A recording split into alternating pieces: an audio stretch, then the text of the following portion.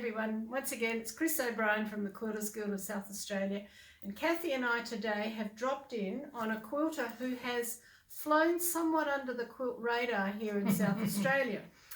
I had the privilege a couple of weeks ago of sitting in at the Modern Quilt Group on a trunk show that Jeanne did, and it blew everyone in the room away. So before we even finished the meeting, I rang Kathy and I said, "Are you free? We need to go do a video." And here we are. I'd like to introduce Jeanne Treleaven, but before I go any further, Jeanne, I have to ask your permission. Yes. This will be posted on social media. Are you happy that we do that? Sure, no problems. Okay, so we've got the formalities out of the way. Beautiful. I'm going to let Jeanne speak for herself because she is one amazing lady, and I'm sure you will enjoy. We don't know how many videos we're going to make today. There's so much in this house. We're already wildly excited. So I'm going to hand over to Jeanne to tell us a little bit about how come I'm sitting next to an American here in Adelaide, and how she got to where she is now in her quilting journey. So thank you, Jeanne. That's okay. Right, she's an American talking to Australians. I've lived here for 40 odd years. First came over to Australia as a radiographer. Always wanted to do things with my hands. Used to knit with my mom, crochet with my mom, but never did much while I was in my teens, in my 20s. But when I came to Australia, I thought, there are things that are available. So I did the Arts and Crafts Certificate at Milestone Technical College and majored in spinning and wool knowledge. Loved it, loved it, loved it. Did a lot of K-facet sweaters, did a lot of spinning. And then I got into tapestry weaving, and I love tapestry weaving, but I felt that designs were not coming very, very, very fluidly. So I put that aside, and I went to do the arts, applied visual arts course at North Adelaide School of Art, which is no longer existent. And I majored in photography to try to get some sort of form in my imagery. But then I never used it for tapestry weaving. I used it for postcards, for Christmas cards and birthday cards. And then I decided I was going to get into fabric. Oh dear. And I didn't want to make the fabric, weaving it. I just wanted to sew with it. I have sewn in the past for the children when they were little, for their dolls and stuff, you know, Cabbage Patch clothes and stuff, but never liked clothes that I made. It looked too homemade for me. So I don't know how many years ago I joined the guild and started making a few quilts. And I used the library till there were no books left to be taken.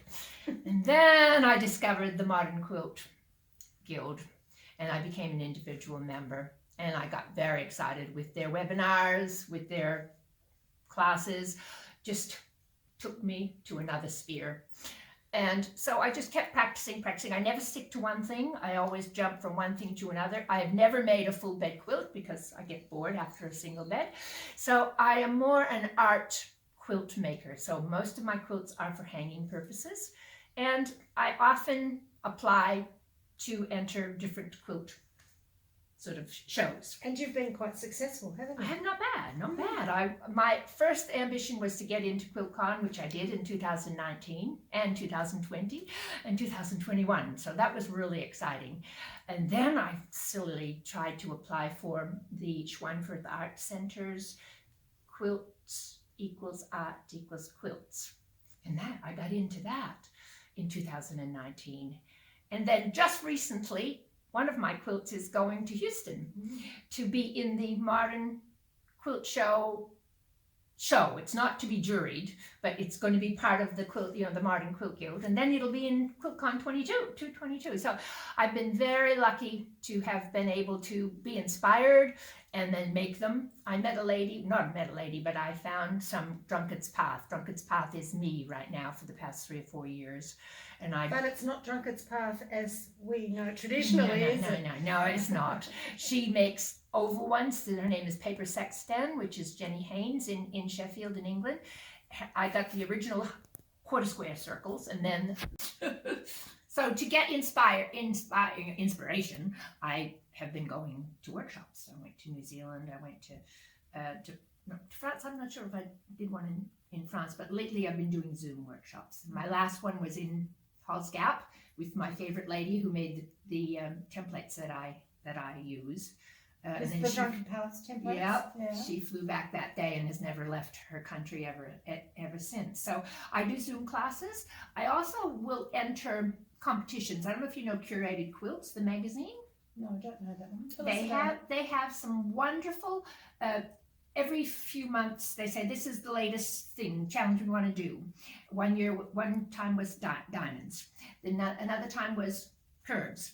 Another time was houses. And you don't have to pay to enter, which is nice, because whenever you enter competitions, you have to pay. And if it's in America, you have to pay for postage and postage back, unless Modern Quilt Guild, they'll pay the postage back.